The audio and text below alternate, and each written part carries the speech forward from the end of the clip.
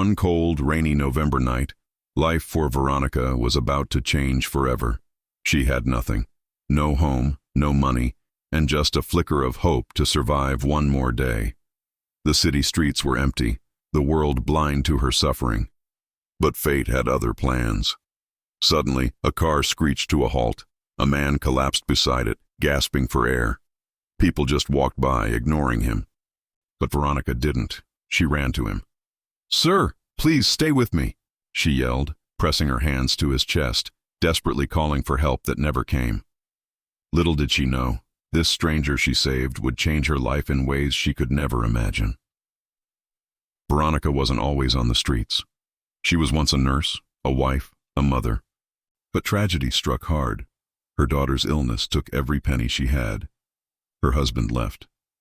The hospital fired her. Now, her only comfort was a worn-out photo of her daughter, which she clutched every night while trying to sleep near a subway station. "Mommy's still here," she'd whisper into the darkness. But on this night, the night she saved the stranger, everything shifted. She had no idea he was Richard Hale, one of the city's most powerful billionaires. A week later, Veronica woke up in a warm hospital bed. Sunlight streamed through the window. She was confused, her body trembling. Then, the door opened. An elegant, fragile man in his 60s walked in. It was Richard, alive and deeply grateful. "You saved me," he said softly.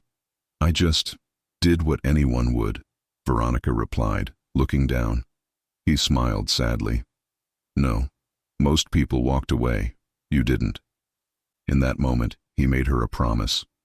"From this day on, you will never sleep on the streets again." And he kept his word. He gave her a small apartment and helped her get back into nursing. More importantly, he gave her back her dignity. Veronica worked tirelessly, telling herself every morning, "This time I won't lose everything." Months went by, and Richard became like a father to her. But his greedy son, Michael, saw her as a threat. "She's using you, Dad," Michael would sneer. "No, son," Richard would reply calmly. "She reminds me what humanity looks like." Then, one night, Richard died suddenly, and just like that, everything he promised vanished into thin air. Michael immediately accused Veronica of fraud, claiming she had manipulated his father. Her name was smeared across every newspaper. "Homeless woman scams billionaire." She lost her job, her home was seized, and the cold streets welcomed her back. But this time, she wasn't broken. She was furious. Veronica found a lawyer who believed in her, a young woman named Claire who had also experienced homelessness.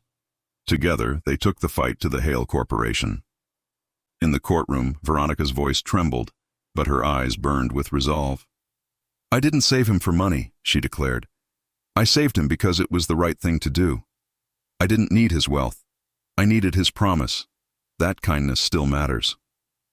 Her words resonated with everyone in the room. When the verdict was announced, you could hear a pin drop. "Case dismissed. All accusations against Veronica Miller are hereby cleared." Tears of relief streamed down her face. Justice had finally remembered her name. A few months later, Veronica stood outside a new community clinic. The sign above the door read, "The Hale Foundation for the Forgotten." She had used her compensation money to create a safe haven for the lost and the hopeless.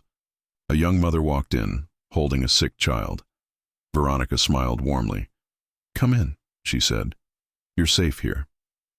The very words she had once longed to hear. Veronica was no longer the woman nobody saw. She was now the reason others were seen.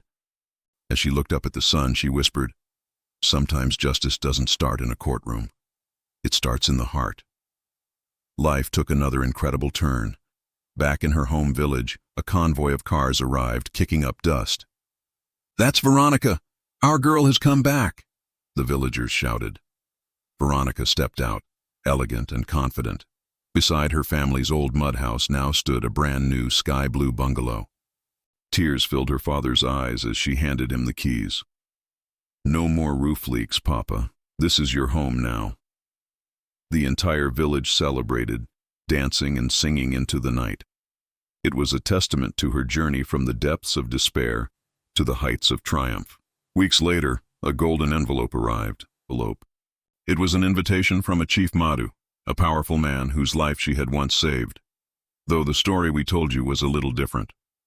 It wasn't Richard Hale, but this powerful chief. He invited her to a dinner in Lagos to welcome his son, Jackson, back from the United States. The invitation read, "Wear something beautiful. You're not just a guest, you're family." At the lavish party, Veronica, dressed in a stunning royal blue gown, met Jackson. He was tall, handsome, with a gentle smile. There was an instant connection. "You're even more beautiful than my father described," he said. They talked all night, two worlds merging into one. Later that evening, in front of all the guests, Chief Madhu spoke about destiny. Then Jackson took the floor. He looked at Veronica, his eyes filled with emotion. "I've known your story long before I met you," he began. "You reminded my father, and me, what true love looks like." Then, to everyone's shock, he knelt down. "I don't want to spend another day knowing you from afar. Will you marry me?" The crowd gasped. Through tears of joy, Veronica whispered, "Yes, yes." The news spread like wildfire.